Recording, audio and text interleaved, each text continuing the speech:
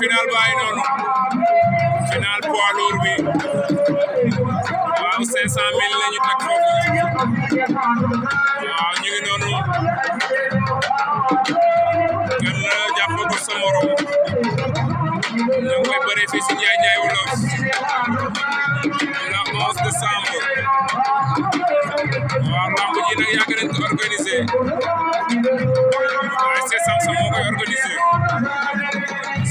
chaque année dañ koy organisé mais bu ren moom dafa riis lool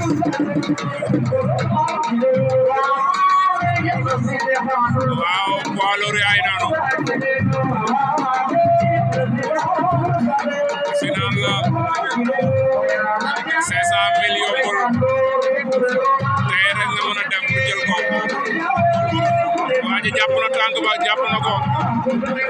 jàpp na ko jàpp na ko jàpp na ko jàpp na ko